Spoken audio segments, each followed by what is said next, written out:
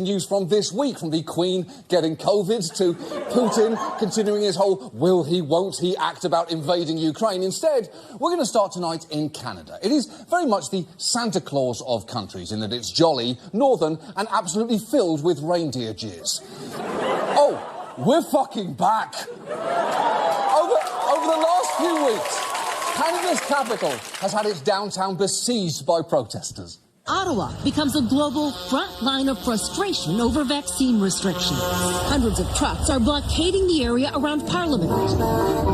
We're sitting here just because we think we're doing the right thing here. OK, here's the thing about that. Sometimes sitting in your car is doing the right thing, like if you're waiting for your McFlurry, or dropping off your kid's baseball glove, or screaming in a Trader Joe's parking lot because that was supposed to be your 1 hour alone and you had to spend it going to get that fucking glove, even though you asked Brendan 3 times if you had it before you left the house, and if you don't just sit here for a minute, you might do a murder.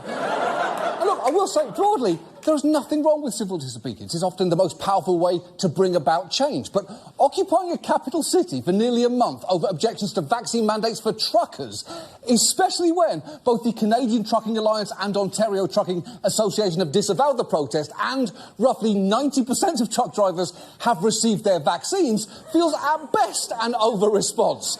And it sure seems like there's more going on here, because the protesters are now demanding an end to all COVID restrictions nationwide and the resignation of Justin Trudeau. And they've been cheered on by US Conservatives, with Fox devoting numerous segments to approving coverage of them, and one of the convoy's leaders, Pat King, being interviewed by Stu Varney. But it is worth noting that some of the organisers of this protest have strong views about issues other than COVID mandates. One of the convoy's de facto spokespeople has been Tamara Leach, who has ties to far-right groups in Canada and has been a leader within the Wexit movement, which I know sounds like the official campaign to have Westies refuse to participate in the National Dog Show after years of being unjustly overlooked. But it actually refers to a Western separatist movement that's called for Canada's prairie provinces to secede. And quick fun side note, Leach also sings with a band called Blind Monday.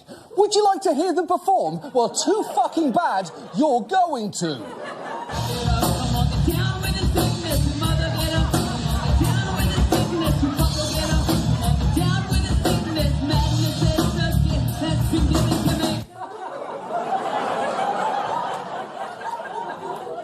Cool. But I will say this, it is hard to think of a song more thematically appropriate to her cause than Get Down With The Sickness, except for maybe My Heart Will Go On, in that it's both Canadian and also inextricably linked with completely avoidable tragedy. Now, as for Pat King, remember the guy who Fox excitedly interviewed this week, you don't need to look deep into his past to find some pretty inflammatory views. What there is there's an end game.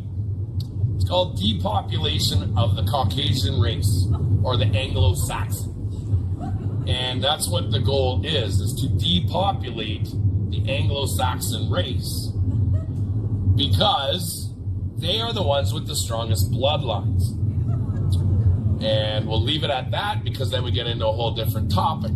Holy shit, there is a lot going on there, not least of which is that you're about to bring the Anglo-Saxon numbers down by at least one, Pat, if you don't keep your eyes on the fucking road there. But also, let's just acknowledge, strongest bloodline is a remarkably bold claim from a man who looks like someone is slowly poisoning Guy Fieri. Now, in recent days, police have been arresting protesters and clearing blockades, so the protest may actually be winding down. But unfortunately, like COVID in the unvaccinated, some of the ideas behind it are massively infectious.